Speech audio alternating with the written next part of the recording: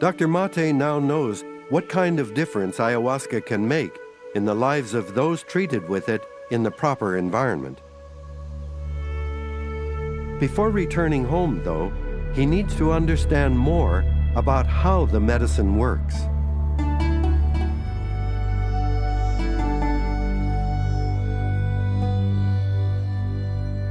The most important research into the neurochemistry of ayahuasca has been done over the past decade in Spain at the University Hospital of São Paulo in Barcelona.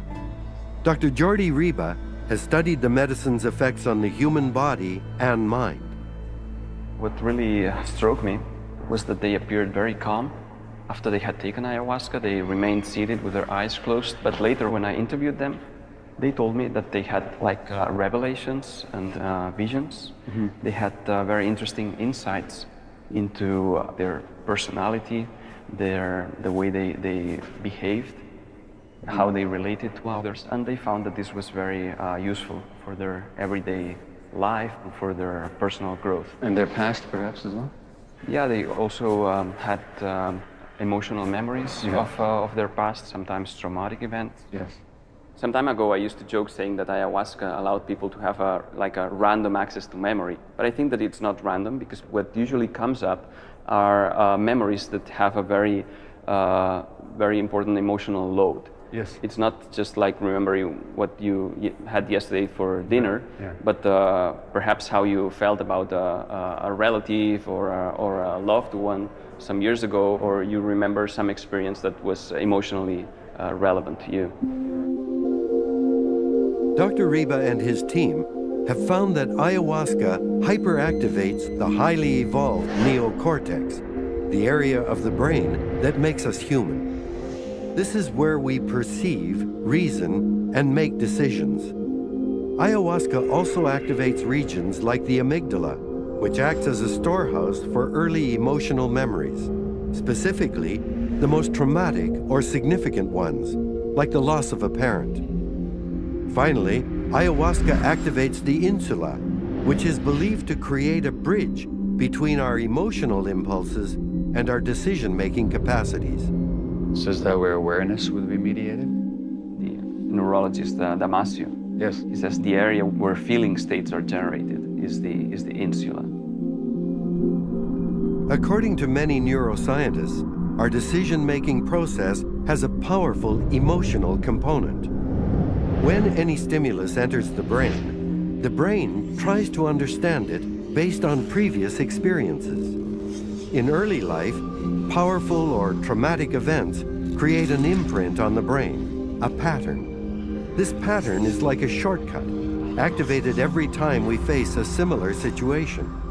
For example, if we were once attacked by a dog, our brain might harbor a set of these pathways that associate that dog with all dogs, making us fear them in general.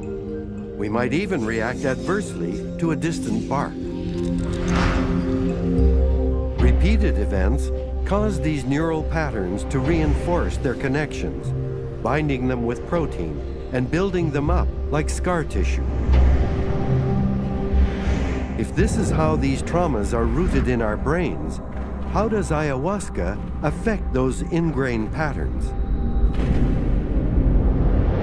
Ayahuasca hyperactivates the entire brain region where we store and process emotional memory, often uncovering long-forgotten memories.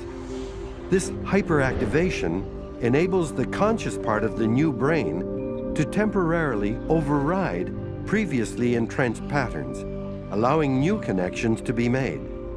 Dogs, for example, may no longer be feared as these new connections are created and memories re-evaluated.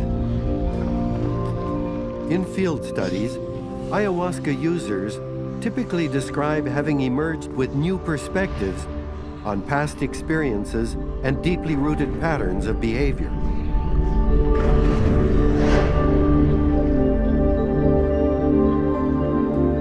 Still in Barcelona, Mate visits Dr. Josep Fabregas, who has conducted the world's largest study on the long-term effects of ayahuasca. Over a period of several years, regular users were put through standardized tests to measure the effects of the tea on reasoning and decision-making.